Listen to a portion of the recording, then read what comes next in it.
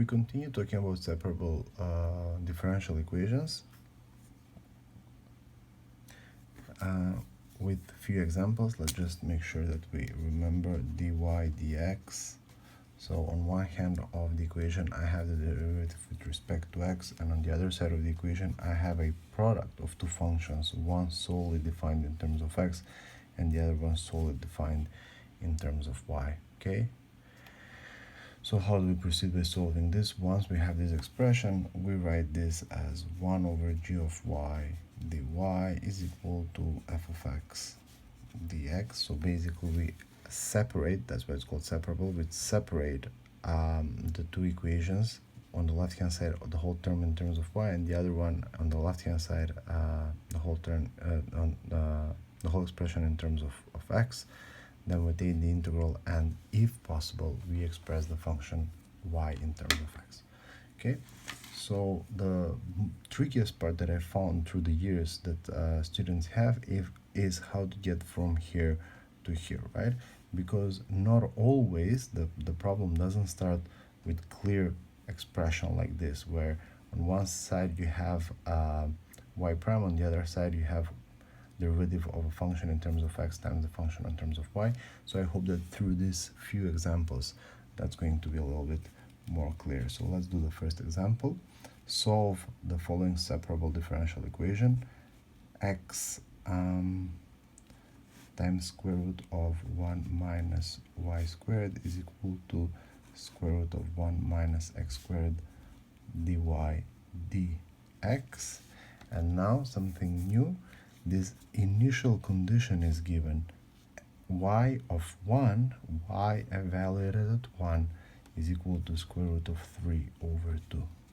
Okay, if this extra condition is given, that means it's asked from you to evaluate that constant that you get when you integrate in terms of x.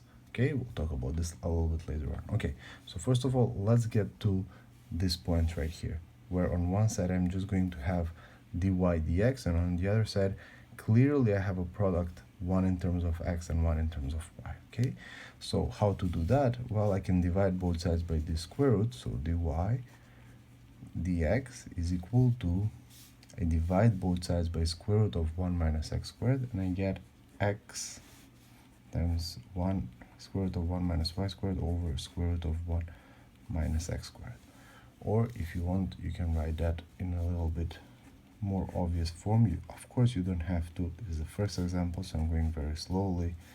Times 1 minus y squared is equal to dy dx. Okay, so indeed I have expressed the equation in this form, right? So I have dy dx on one side of the equation, and on the other side I have a function in terms of y, and I have a function in terms of x, right? Solely in terms of x and solely in terms of y.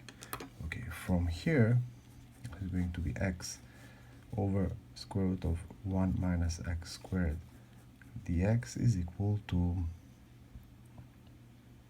1 over square root of 1 minus y squared dy. Okay, so at this point I can take the integral on both sides. Okay, this integral here is just the standard arcsine of y. Okay, and this one, if you cannot see that it's a square root of 1 minus x squared, you can always use the substitution rule. U is equal to 1 minus x squared, negative 1/2 du is equal to x dx. So this part is negative 1/2 du, so negative 1/2 du of 1 over square root of u is negative 1/2 integral of u to power negative 1/2 du, which is negative 1/2 u to power 1/2 over 1/2. Right, that's the antiderivative, so you cancel these two.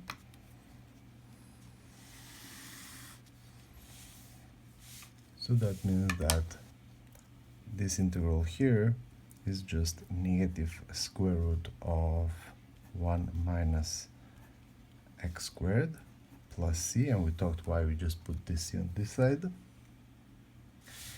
is equal to the integral of this function is just arcsine of y. Okay.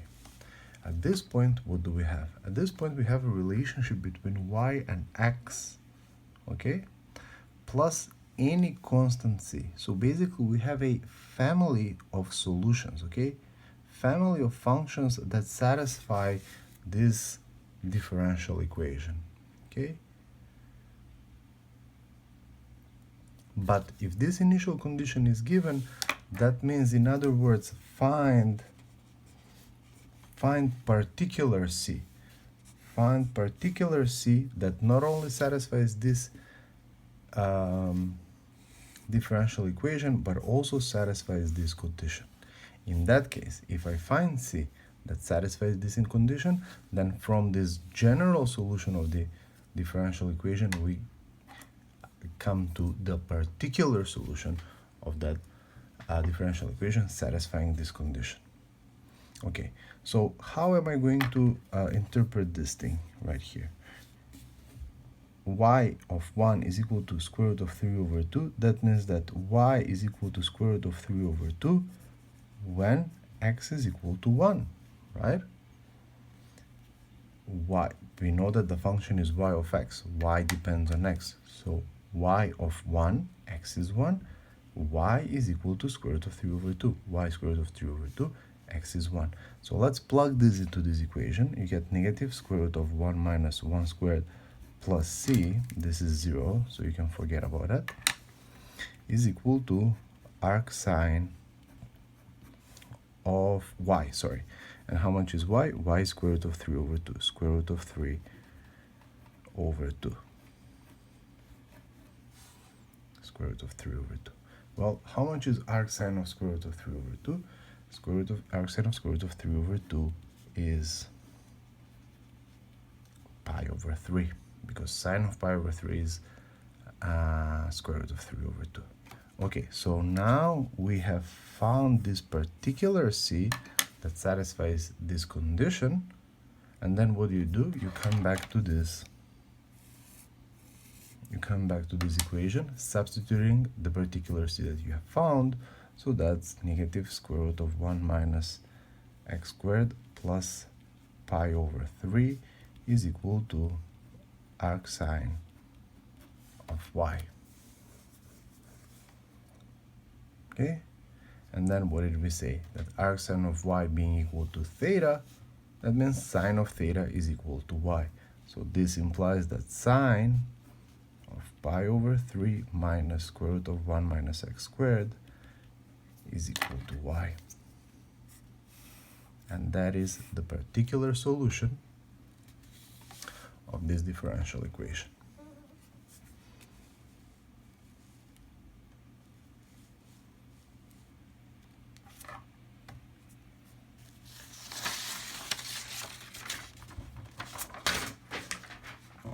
Okay, let's do another example.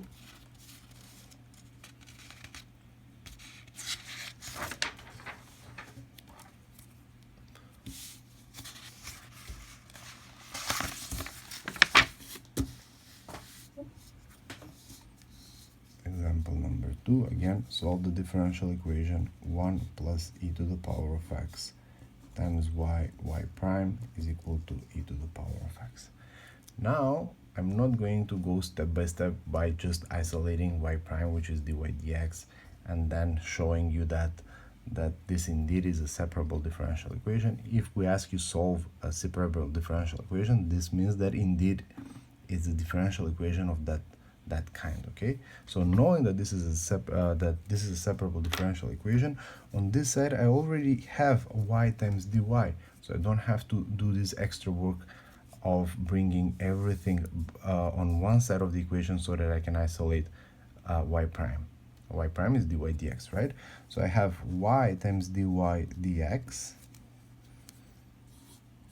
y prime is dy dx is equal to e to the power of x over 1 plus e to the power of x. So basically here I have divided this by the factor 1 plus e to the power of x, okay? And finally, this is y dy is equal to e to the power of x over 1 plus e to the power of x dx. In this problem, also, a initial condition is given, y of 0 is equal to 1, okay? That means that this answer is not going to involve a general constant c, but a particular constant that will satisfy this condition. Okay, once we write the differential equation in this form, where every side is in one variable only, I can take the integral on both sides, and this is going to be 1/2 times y squared is equal to ln of 1 plus e to the power of x plus c. Okay. You're more than welcome, if you want, to use the chain rule in order to confirm that the integral of e to the power x over 1 plus e to the power x is ln of absolute value of 1 plus e to the power x, or you just know that the derivative of the denominator is the numerator, and then integral of 1 over u is ln of u, okay? One more thing that I want to mention here is that 1 plus e to the power x is always positive, so we can drop the absolute value. So here you have 1/2 y squared is equal to ln of 1 plus e to the power x plus c. Okay, let's find how much is c, right? So this is x is 1, sorry, x is 0, y is 1, right? So let's plug that in. So 1/2 times 1 squared is equal to ln of 1 plus e to the power 0 plus c. Okay, so that's 1/2 is equal to ln of 2 plus c, or only c is equal to 1/2 minus ln of 2. Okay, now we plug that in here.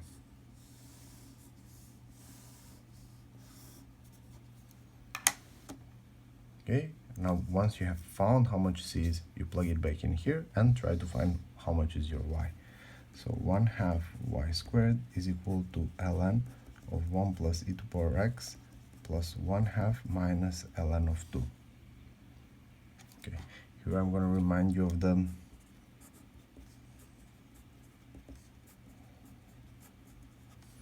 property of logarithms, that ln of a minus ln of b basically is ln of a over b. And I'm going to use that property for these two, so I'm going to simplify my expression a little bit. So I get 1/2 y squared is equal to 1/2 plus ln of 1 plus e to the power of x over 2. Okay, now multiply both sides by 2, so that we're going to just get y squared gives you 1 plus 2 times ln of 1 plus e to the power x over 2. Now again, I'm reminding you that a constant k times ln of x is equal to ln of x to the power of k, right? So I'm going to use this property of logarithms for this expression right here to get y squared is equal to 1 plus ln of 1 plus e to the power of x over 2 squared. And finally, take square roots on both sides. Square root of y squared is equal to square root of 1 plus ln of 1 plus e to the power of x over 2 squared. And here you have to be very careful. Square root of x squared, square root of y squared is not y, is not x. It's basically absolute value of x or y. So that's plus or minus y is equal to square root of 1 plus ln of 1 plus e to the power x over 2 squared. Or finally, y is equal to plus or minus square root of 1 plus ln of 1 plus e to the power x over 2 squared. Now, this is not a one function. We're looking for a single function that satisfies this differential equation right here. These are two functions. So how do I know whether y is plus the square root of this expression or minus the square root of this expression? Again, we're going to figure out that by looking at the initial condition. If I plug here 0, I get ln of e to power 0 is 1, 1 plus 1 is 2, 2 over 2 is 1, 1 squared is 1, ln of 1 is 0. Square root of 1 plus 0 is square root of 1. Square root of 1 by the condition is 1, not negative 1. So you can drop this one and conclude that your final answer is plus square root or only square root of 1 plus ln of 1 plus e to power x over 2 squared.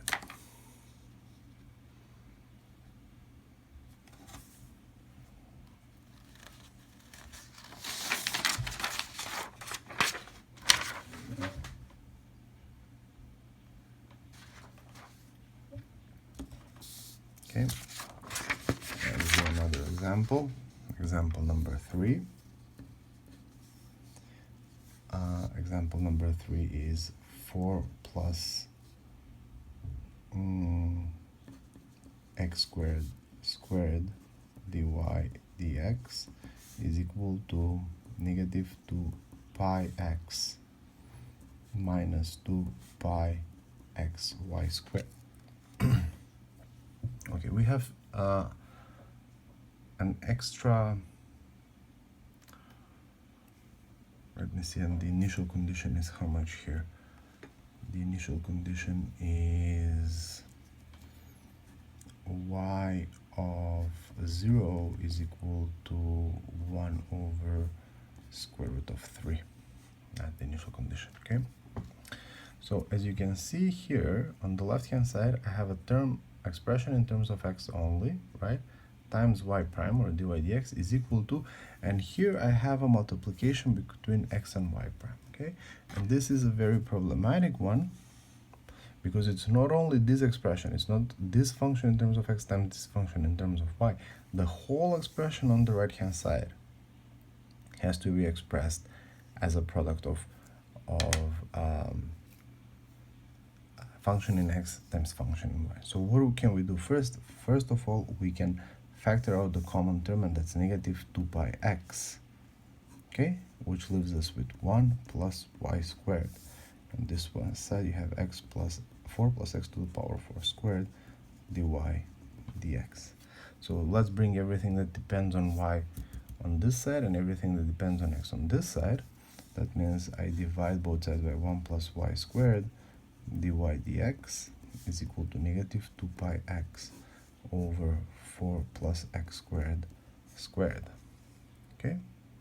And finally, you can bring this differential on this side, so that's 1 over 1 plus y squared dy is equal to negative 2 pi x over 4 plus x squared dx, okay? And now we're ready to do the integration. So you take integrals here. The integral of a constant is the constant times the integral, okay? Here, if you cannot realize right away how much is this derivative, how much is this integral, then take the substitution rule. So 2x dx is du, or x dx is equal to 1/2 du, right? So what do we have? We have x dx is 1/2, and this is 1 over u squared. That means u to power negative 2 du, or that's 1/2 u to power negative 1 over negative 1, negative 1/2 negative 1 over 2u, right? So here I have the integral of this function. I hope that you can recognize it. That's arctangent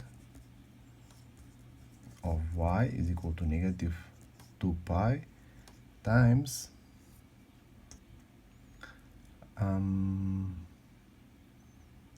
let me just see if I made some mistake, times negative 1 over 2 times u, and u is 4 plus x squared plus c, okay? Let's make this expression slightly better. So arctangent of y is equal to, these are out,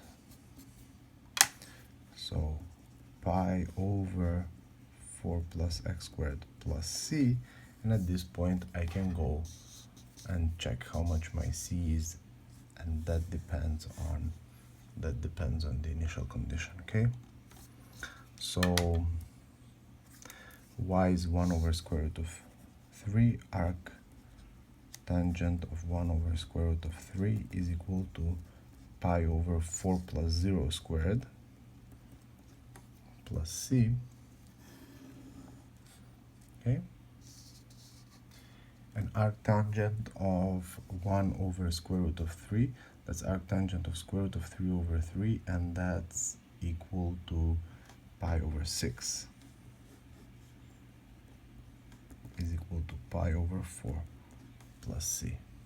Okay, from here c is equal to pi over 6 minus pi over 4, which is 12, 2 pi minus 3 pi, which is negative pi over 12.